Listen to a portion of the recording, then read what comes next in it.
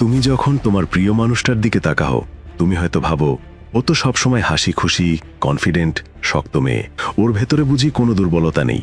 কিন্তু জানো, এই শক্ত দেখতে মেয়েটার মনেই সবচেয়ে বেশি ভয় লুকিয়ে থাকে। ভয় যা সে মুখে বলে না, তবুও প্রতিদিন সে সেটা নিজের ভেতরে জমিয়ে রাখে নিঃশব্দে। একজন নারী যখন কাউকে ভালোবাসে, সে শুধু ভালোবাসে না, নিজেকে ভেঙে গড়ে তোলে সেই ভালোবাসার উপর ভিত্তি করে। সে তোমার প্রতিটা কথায় নিজের মূল্য খোঁজে, তোমার মনোযোগে নিজের অস্তিত্ব খুঁজে পায়। আর তাই তোমার একটু উদাসীনতা তার ভেতরের আত্মবিশ্বাসে ভাঙন ধরাতে পারে।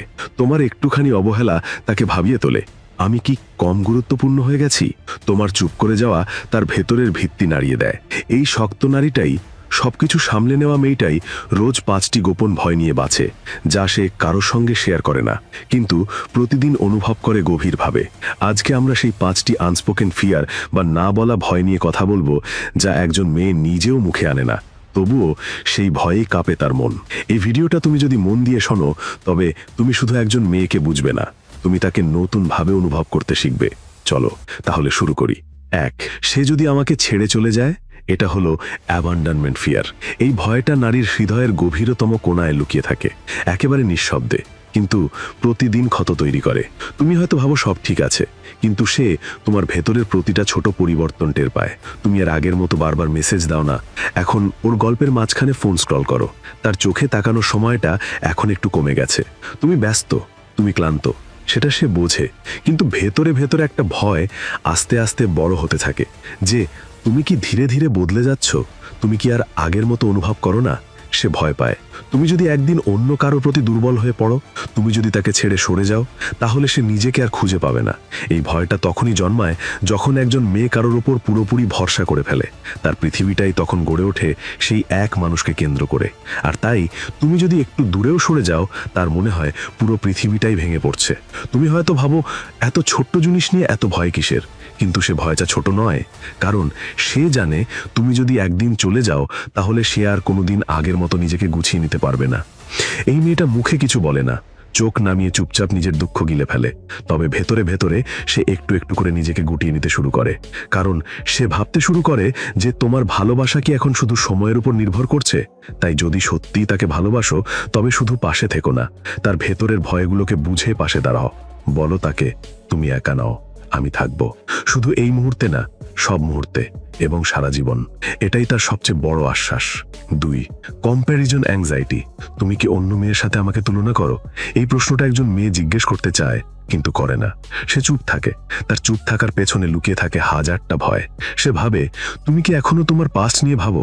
তুমি কি অন্য মেয়েদের আমার চেয়ে বেশি সুন্দর বা স্মার্ট মনে করো? তুমি কি কারো ইনস্টাগ্রাম প্রোফাইলে বেশি সময় কাটাও? আমার চেয়ে বেশি আগ্রহ দেখাও? এই প্রশ্নগুলো তাকে প্রতিদিন নিঃশব্দে ভাঙতে থাকে। তার মন খেয়ে ফেলে একটা অদৃশ্য প্রতিযোগিতা, যার সে অংশ নিতে চায় না, তবু মানসিকভাবে অংশ নিতে হয়। এই ভয়টা ঈর্ষা নয়, এই ভয়টা একটা বিশ্বাস হারিয়ে ফেলার আতঙ্ক। সে শুধু চায় তুমি যেন তাকেই দেখো, শুধু চোখ দিয়ে না, মন দিয়ে। কারণ একজন মেয়ে যখন ভালোবাসে, সে নিজের সবটা উজাড় করে দেয়, আর প্রতিদানে চায় শুধুমাত্র একটি নিশ্চয়তা, তুমি আর কাউকে তার জায়গায় আনবে না। তুমি যদি অন্য কোনো মেয়ের কথা বেশি বলো, তাকে ইনস্টাগ্রামে ফলো করো, তার গল্পে বেশি আগ্রহ দেখাও, তবে সে কিছু বলবে না। তবে ভিতরে ভিতরে সে নিজেকে ধীরে ধীরে কম গুরুত্বপূর্ণ, কম সুন্দর, কম যোগ্য মনে করতে শুরু করবে। সে ভাববে, তুমি কি আমাকে আগের মতো গর্ব করে অনুভব করো না? আমি কি এখন শুধুই তোমার জীবনের আরেকটা চরিত্র? এভাবেই একজন মেয়ে নিঃশব্দে নিজের মানসিক মর্যাদা হারিয়ে ফেলে, নিজের ভেতরে গুটিয়ে যায়। তাই যদি সত্যিই ভালোবাসো, তবে তাকে বোঝাও সে তোমার একমাত্র এবং অনলি ওয়ান। তাকে বুঝিয়ে দাও তোমার চোখে সে আজও সবচেয়ে সুন্দর, সবচেয়ে আপন।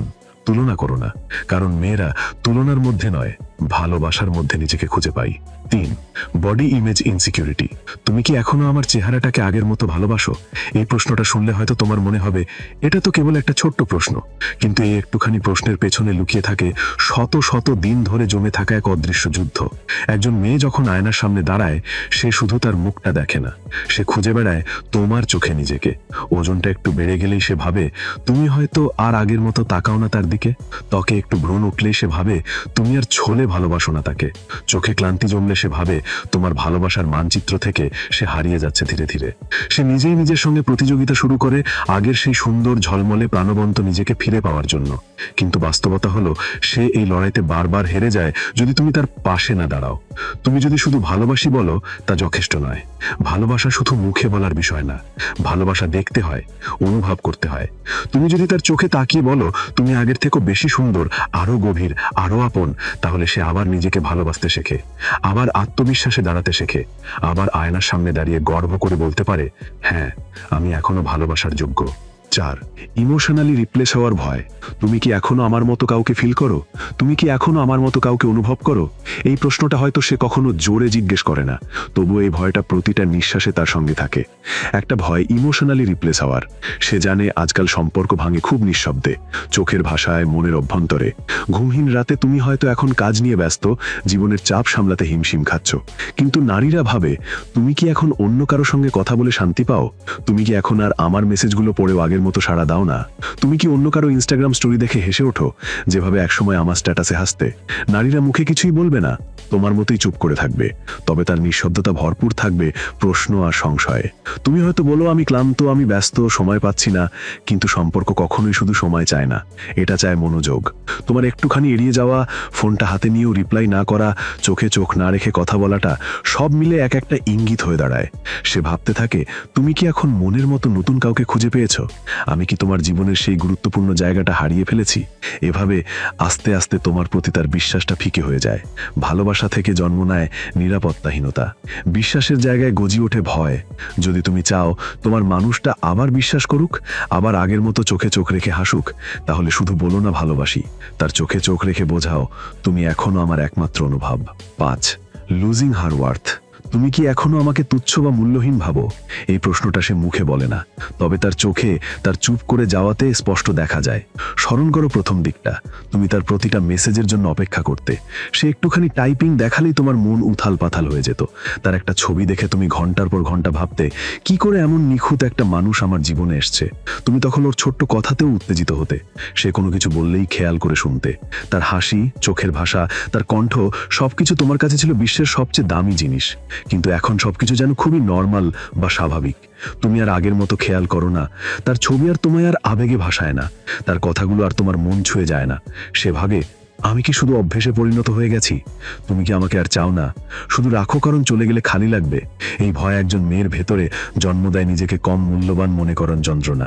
সে প্রশ্ন করে না, তর্কও করে না, শুধু ভেতরে ভেতরে ভেঙে পড়ে। তুমি হয়তো বুঝতেও পারো না সে কিভাবে প্রতিদিন একটু একটু করে নিজেকে তোমার থেকে সরিয়ে নিচ্ছে।